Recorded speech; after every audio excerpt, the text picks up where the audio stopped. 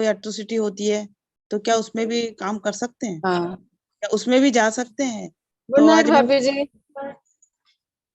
अ, उसी विषय पे कुछ बात करना चाहूंगी कि जो संघ में जितने भी साथी जुड़े हैं, वो जब संघ बनाने के लिए जो हम काम कर रहे हैं, तो उसका एक जरूरी ये बन जाता है कि हम समाज में जाएं और उनके दुख दर्द को भी सुने, और जितना भी हम उनको पूरा कर सकते हैं या उनकी जितनी भी हम मदद कर सकते हैं हम करें, ताकि उनको एक हमारे पर एक विश्वास पैदा हो कि संघ में काम करने वाले हमारी कुछ मदद भी करते हैं।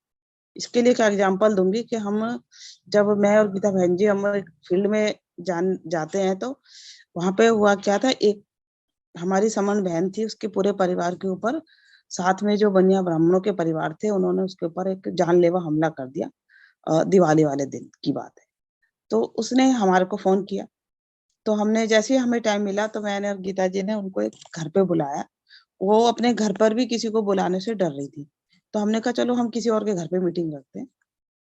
तो हमने एक और हमारी एक समान बहन थी, उसके घर पे हमने मीटिंग रखी और उसके परिवार को बुलाया, उसके बच्चों को बुलाया।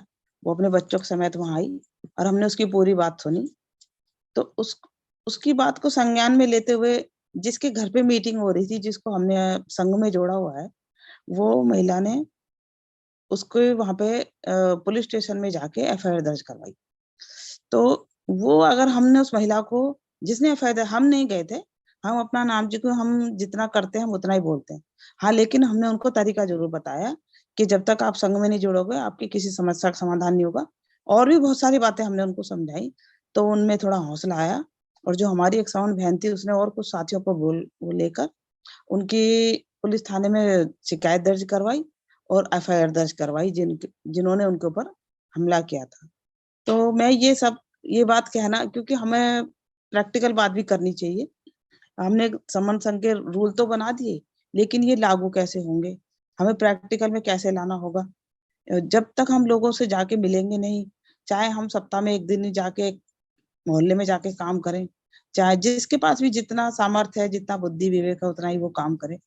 तो क्योंकि ये हमारा काम करने का तरीका है कि हम जो है फील्ड में जाके काम करना ज्यादा पसंद करते हैं, बजाय कि भाई खाली फोन से बोल दिया और कि भाई हाँ ठीक है जुड़ो जुड़ो।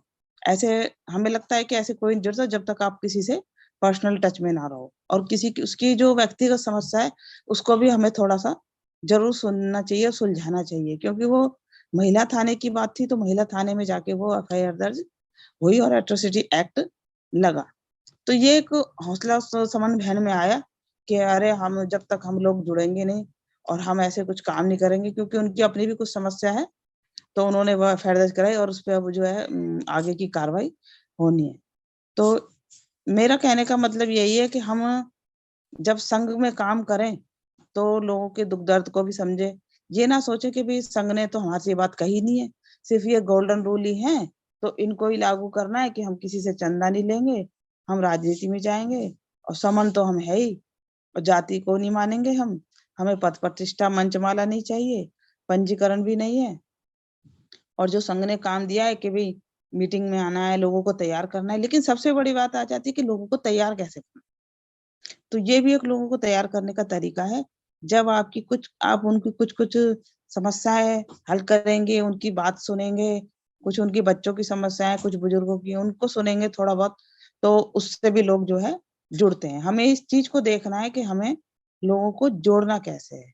संघ नहीं बताएगा आपको कि भाई ये करो वो करो, वो हमें खुद ही सोचना होगा कि हमें अपने समाज को कैसे जोड़ना है। क्योंकि संघ का जो सर्वोपरि नियम है कि जुड़ेंगे और जोड़ेंगे, और जुड़ेंगे तो तभी जीतेंगे। तो मैंने एक एग्जाम्पल के थ्रू आपको ये बताया है कि हमें अपने समाज के लोगों के बीच में जाके कैसे लोगों को किस किस तरह, और भी बहुत सारे तरीके, लेकिन हम एक ही तरीका बताया आज मैंने। तो इसी के साथ मैं अपनी बात समाप्त करूंगी। जय भीम, नमो बुद्धाय, संगम नमामि संगम।